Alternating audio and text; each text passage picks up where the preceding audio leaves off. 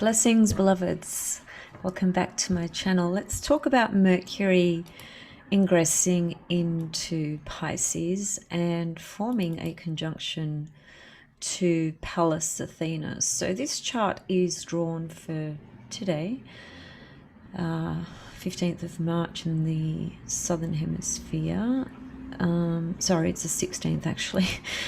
Okay, so let's just go forward to the 16th. So the 16th of March for us in the southern, and it will be the 15th of March for you guys in the northern hemisphere in terms of when Mercury ingresses into Pisces. So there's Mercury just down there at the bottom of the chart.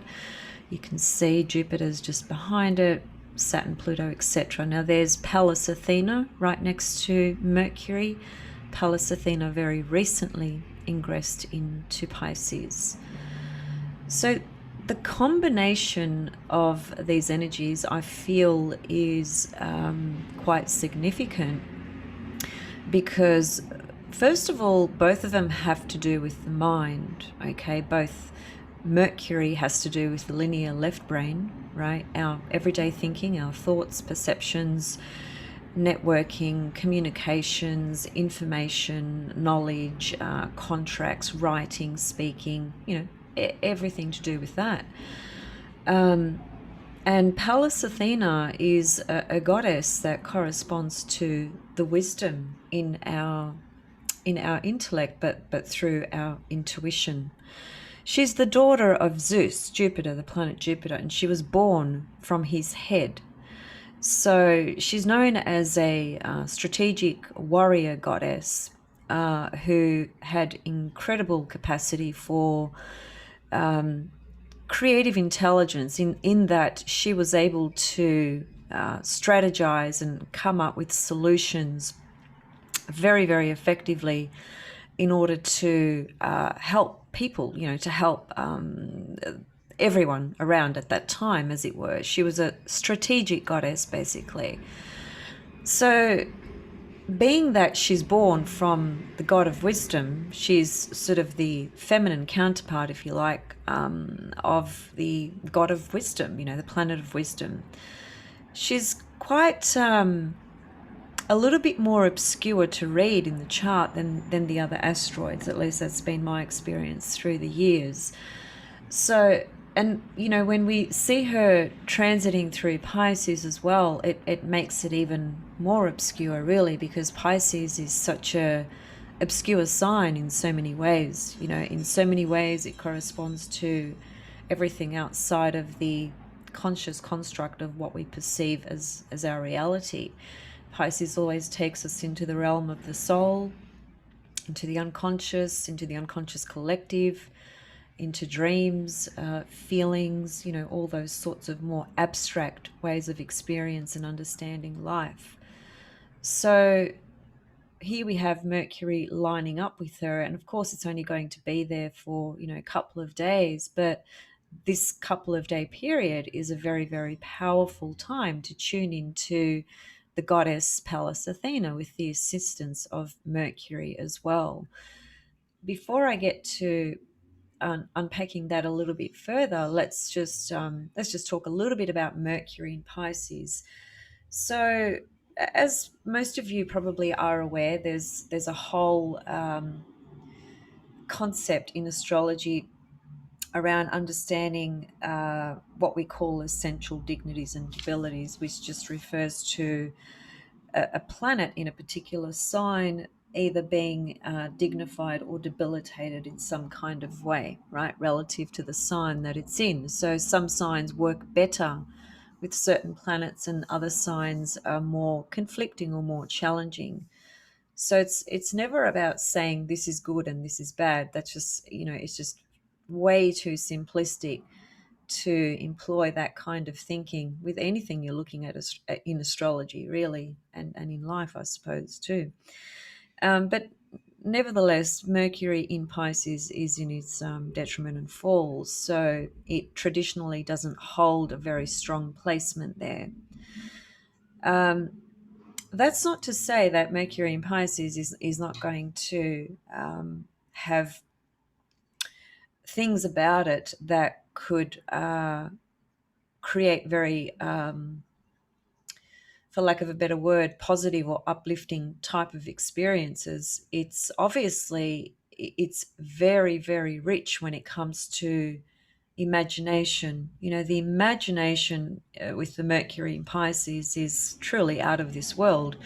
It's the great storytellers of life, the individuals who tune into the collective unconscious, tune into the archetypes, tune into mythology, tune into poetry, writing stories, tune into the soul, tune into the God source creation to all things, tune into everything that's outside of the ordinary waking state conscious mind. And so, if we use the metaphor of the sea, imagining the ocean and the iceberg being this small little component of our consciousness, which sits on the surface of the ocean, and the ocean representing the rest of the entirety of who we are, which is infinite.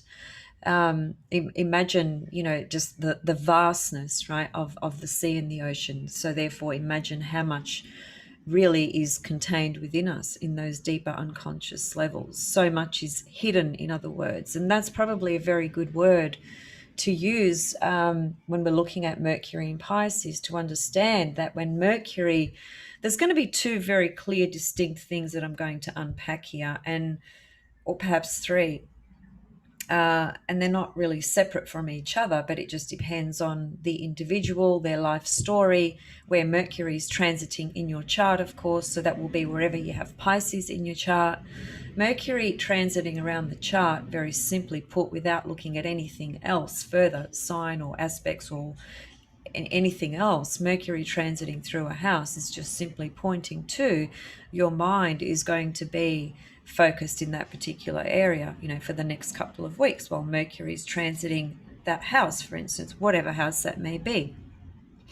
Now, Mercury moves very quickly, as you all are aware, so it's not a long time, it's not a long transit, but it can still be very, very significant, and obviously when Mercury goes retrograde, it's also incredibly significant. Now, Mercury is not going retrograde here. It goes retrograde, I think, on the 30th of May, so, a couple of months' time. But it will be in Pisces from the 16th through to around about the 3rd of April. And so as Mercury begins his journey in Pisces, his first connection is the connection to Pallas Athena. So we have two archetypes that correspond to the mind in some kind of way, both in different ways, but still it has got to do with using our creative mind. And certainly creativity is very apt for the archetype of Pisces. So I suppose the challenging components with Mercury in Pisces relative to the everyday construct of reality, and specifically conversations and communications you have with people, ideas that are shared and exchanged. The danger with Mercury in Pisces is just simply that there can be incredibly crossed wires with interpretation, with understanding, with understanding, with what you hear, with what you don't hear. So wires can get crossed quite easily, and there can be, in certain instances, there can be the experience of feeling like someone has been deceptive or someone has lied to you, or vice versa. So it's a tricky Mercury in Pisces. It's in its detriment and fall primarily because it's a Jupiter ruled sign, okay, water, Jupiter, and Mercury is the planet that corresponds to your intellect, right? It connects to your logical, rational mind, okay? So when you're talking about Mercury in Pisces, it can lack objectivity because water is not objective; it's subjective. And certainly Pisces has such a deep subjective unconscious and subconscious component to it.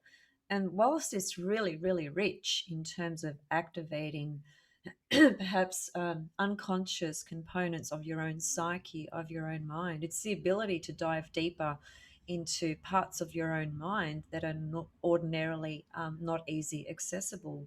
So that can be very, very beneficial, because you can access material or ideas, things that you hold very deeply inside you that you're just not aware of on a conscious level, that could either be very useful or could either be quite negative or harmful. So it is an opportunity to dive deeper into more hidden components of your mind.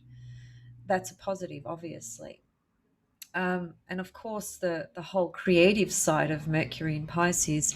If you, for instance, are interested in creative writing, fantasy, storytelling, poetry, tarot, things that have that creative side to life in their expression, and particularly through the written or spoken word or ideas, connecting things with your mind in terms of perceiving, perception, it's abstract thinking and things like that.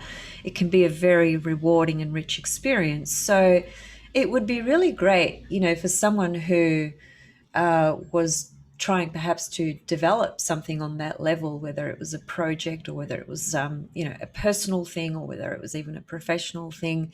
This can be a really rich time to basically withdraw, right? Because Pisces is not about being out there in the world. It's more about withdrawing and going inside into deeper states, deeper experiences within ourselves. So the Mercury in Pisces can take us into those deeper states. So by withdrawing and disconnecting, as it were, to an extent from the busyness and the chaos of the world out there, we can actually go into like a mental kind of retreat, if you like, right? And there can be a lot of benefit out of that, relative to the richness of the imagination, for one, if you're working creatively, whether that's personally or professionally, and of course just accessing the more hidden components of the mind. So that's really the more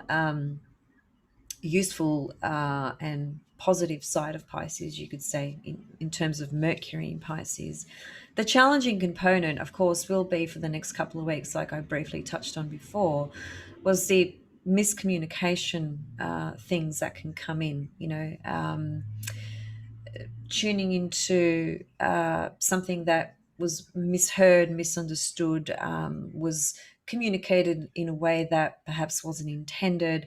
And what can happen with Mercury in Pisces is that people, because it lacks objectivity and it goes by what it feels, imagery, it's very strong with imagery and feelings, empathy, sensitivity, things like that. So it tunes into what it's feeling, right, about a particular person in terms of some kind of communication exchange that went on. So the most typical thing with Mercury in Pisces is to stay with that on your own, and perhaps not clarify, not ask the question, or ask the questions that need to be asked in order to clarify. And that subsequently creates a pool of confusion, right, which can create, further problems, obviously. So I would always encourage people, when Mercury is transiting in Pisces, and if you've got Mercury in Pisces natally, then this is kind of like a theme of your life, really. So it is always going to be important to, when it comes to facts and information, whether it's what you're putting out or taking in, it's going to be your responsibility, as it were, to really check in on whether what you're saying is factual, actually, and whether what you're receiving is based on facts as well, because it sometimes isn't, and that can create disillusionment, disappointment, which is all the things that correspond to Neptune, of course, through the personality level, of course, not at the highest, more transcendent, esoteric, conscious level. So Mercury in Pisces can be very, very, very, very tricky, right, when it comes to signing contracts, for instance. I would never say to somebody, don't sign a contract when Mercury is in Pisces. That's absurd, but I would say, look, if you're in a position where Mercury is transiting an area of your chart that is really important right now, that somehow speaks to something to do with a contract, right? An agreed sort of contract, whether that's verbally or written. You know, kind of double check. You know, get a second opinion, get a third opinion. Don't just rely on what you're seeing at face value or what you're hearing, because there could be a whirlwind of missing information or confusion that could create problems down the track. So this is where I think Mercury in Pisces can be a problem.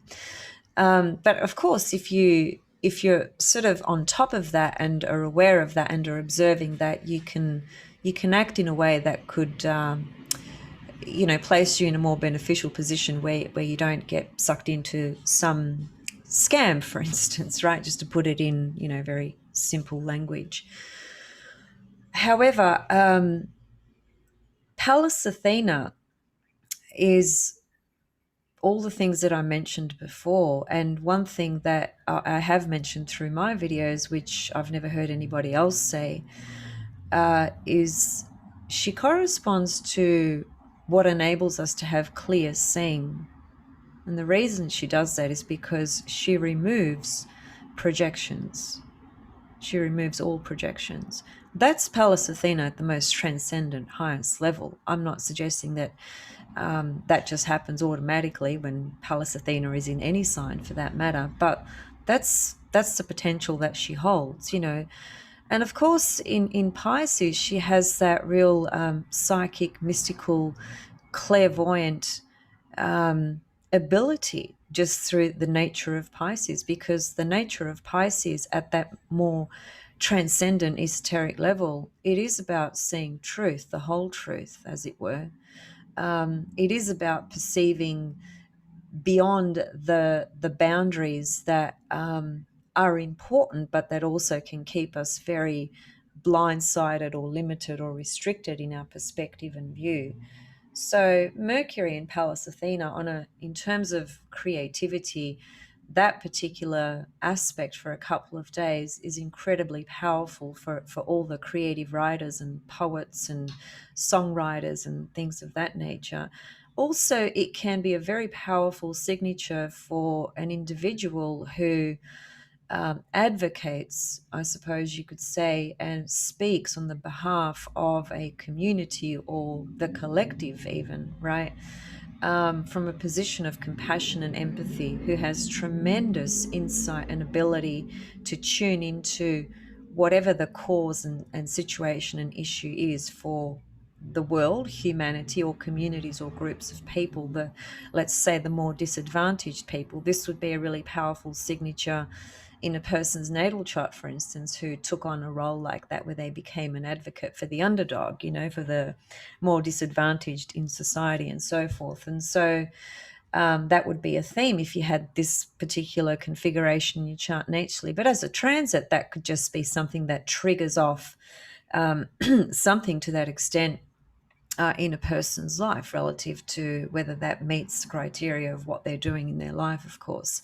But we can use this energy, whether that it is on that larger, more collective level, or whether it's just for our own personal evolution and development, in very powerful ways, because Mercury in Pisces and Pallas Athena, who is the goddess of wisdom, those two being together for a couple of days, enabling us to tap into and tune into the more hidden component of our mind, what's concealed and contained there, can be a very powerful experience relative to just your evolution and growth and development.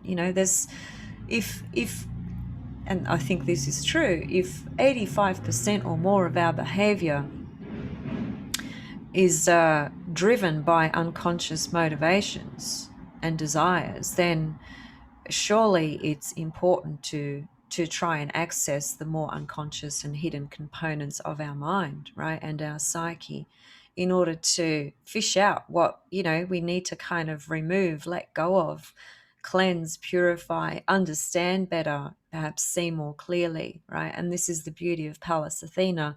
She creates clear seeing, provided we are ready to see the truth of what's there within us, actually, not to be very honest, because we can see things that are not there with with Pisces as well. There's a lot of distortions and disillusionment that can come up very strongly as well. So it can be quite confusing. We have to be um, as honest as we can be, I suppose, with ourselves, and resist trying to bring in the glamour side of Pisces Neptune, um, that wants to project the ideal, right? The ideal of what you want to see, the most beautiful of whatever that may be.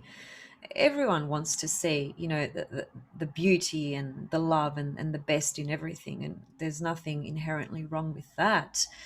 But we have there's a reason why we have Mercury in the chart, and why we have a left linear brain as well, a logical, rational mind. We need to apply that, obviously, in our day-to-day living, really. So there's a place for everything, right? As we progress forward, with Mercury's transit in Pisces, it's going to actually reach Neptune. But before it reaches Neptune, when Mercury gets to around about 13, 12, 13, 14 degrees of Pisces, it's going to form a square to the transiting nodes. There's the transiting nodes there. Let me just grab some tools.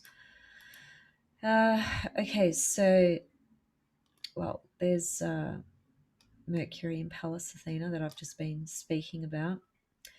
And when did I say? 24th of March, actually.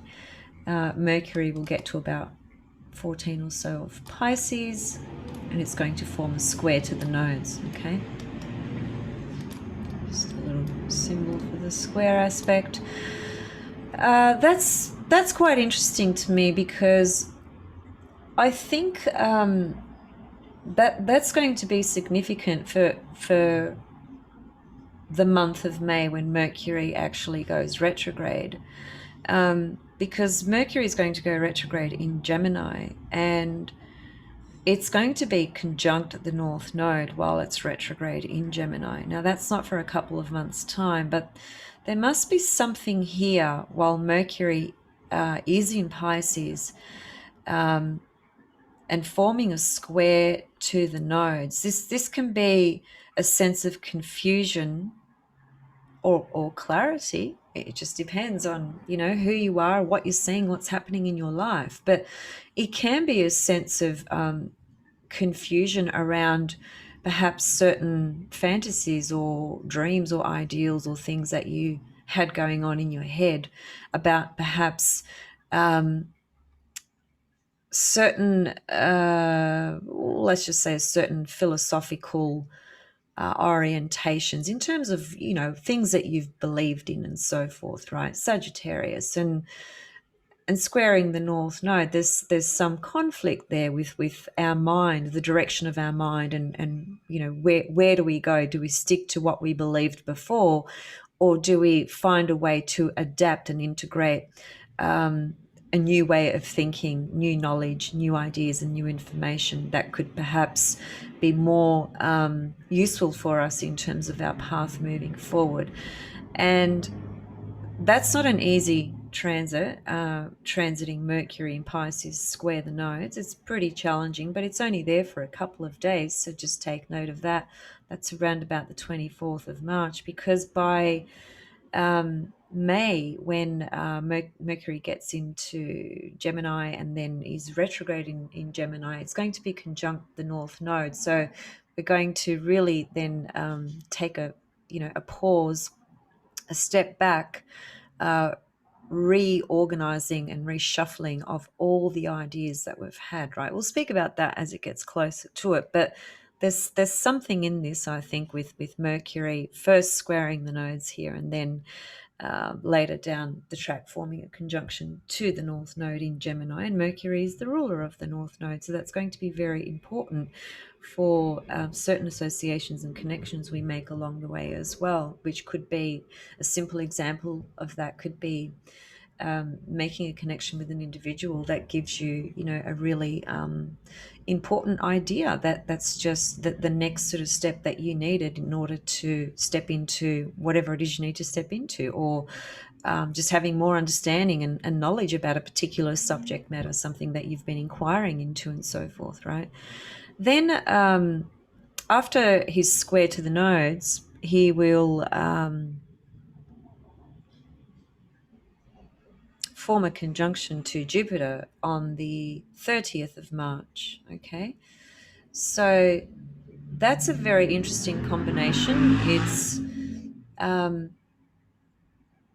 I think actually, when I really think about this, what I feel is that there's this Mercury cycle this year is really amazing, because first it was conjunct Jupiter, obviously, of course Saturn as well, but let's just start with Jupiter.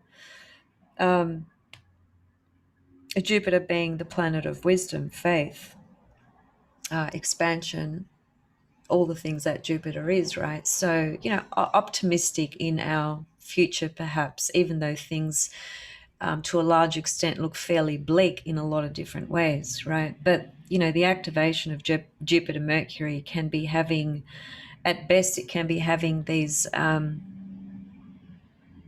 grand ideas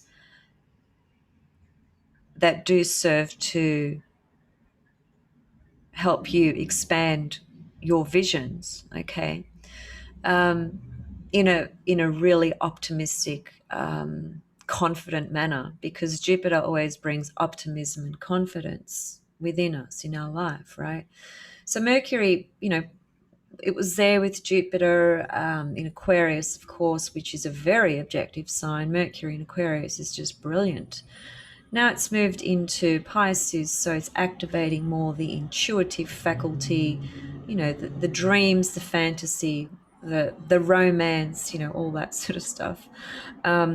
Forming a conjunction to Pallas Athena, stimulating more intuitive power, third eye, clear vision, clear seeing. Some people might have total clear seeing and clear vision upon a particular matter relative to where this conjunction is transiting in their chart, or they may just be totally disillusioned. It just depends. It can absolutely go either way. But in the bigger scheme, when I look at Mercury having been with Jupiter and then aligning with Pallas Athena, goddess of wisdom, and then finally, before he gets out of Pisces, he aligns with Neptune, and that's a beautiful signature. Again, very much to do with creativity, meditation, dreams, writing, creative writing, fantasy, music, lyrical writing, romantic musical things like that, or going into a mental retreat. That can be, on the other hand, that can be somebody just experimenting with LSD or other substances, and that would be very, very dangerous, in my opinion, with Mercury Neptune, because the distortions that can come through that, if you're not ready for something, it's bad news. It doesn't matter what it is. An example of that is, which happens all the time, so many people who win the lotto, who win 5 million or 10 million or whatever it is. Initially it's the dream come true, right? And then it's not long after that their lives are ruined as a result of having won that money, because it brings about the family members wanting part of that, portion of that, feeling entitled to it. Then it brings all this conflict with family. You get certain organizations who are trying to get you to give to their charity. It's ruined people's lives, literally, in so many ways. So anything you're not ready for can be bad news, as it were, just to use simple language. And so, with the Mercury-Neptune conjunction, if you decide to take a trip, as in a substance assistance relative to a mental trip, that can be, you could have a psychotic breakdown, for instance. I mean, that's an extreme sort of thing to say, but it's a fact. I've seen it happen. I've seen it happen to a couple of people that I know in my life personally many years ago. So, we have to be careful with these sorts of energies, when they do come around, and just be aware of what are the potential manifestations of these types of frequencies. I mean, if we're working with astrology and we're wanting to evolve and to become, more aware and present in our life, and wanting to become better, to improve on ourselves and so forth, then the the thing that we really should start with when we're looking at transits in our charts is, well, how can I utilize this energy in a way that's going to help me improve in my life, on myself, right? That's really the basis of where we should be starting from all the time. That's not to say that everyone does, and I'm not saying that's right or wrong. I'm just simply saying that would be a good way to start. So anyway, Mercury Neptune, brilliant for creative writing, fantasy, storytelling, intuition, psychic powers, third eye, very similar to the Mercury Pallas Athena, of course. It can also be deception, lying, and that doesn't necessarily mean, by the way, that somebody is deliberately trying to deceive you or you are deliberately trying to deceive another. But I've seen this many times over when it comes to Mercury Neptune aspects, because the communication is just so, it's like a big soup mix. It's like the ocean. It's just this whirlwind of fluid water just kind of moving everything around. It's you can't sort of grab it and make it concrete. It's water, it's fluid. You just kind of got to go with it. But because Pisces and Neptune at the personality level, when it's filtered through there, it brings about those desires of the ideal relative to a person, a situation, a job, a relationship, a home, or whatever it is. And you can't see the truth. You just see what you want to see. That's the danger, right? And then why is it dangerous? Because you see what you want to see. And when that transit moves away, you end up seeing the truth of what's actually there. And if you've just signed a contract of, that's sort of substantial in whatever way that is, and then you're left with feeling like you got the bad end of the stick because, simple example could be that you go and buy a home or something, or you just sign a 2-year lease for a home and you didn't bother to check, just the basic functions of the infrastructure of the house, whether that's the water pipes or the electricity or whatever it is, and then you're stuck with something that just doesn't work because all you saw was the beauty, that appears on the surface, and the mechanics and the real deal of what's going on you just didn't look at carefully. Now that's something that generally people do when they, especially if you're going to buy a home, but even renting, you kind of check a lot of those things out, right? But something like a Mercury Neptune transit can create a lot of confusion to your ability to see objectively and clearly. That's all I'm saying. So you just apply that really to any situation, as it were, right? But on the other hand, it's very beautiful for inspirational, devotional practices relative to working with your mind, as in yoga, meditation, and things of that nature. There can be wonderful inspirational material that can come out of that, that can really transcend a lot of things that are going on in the more hidden components of your mind, right? So yeah, I guess that's pretty much it.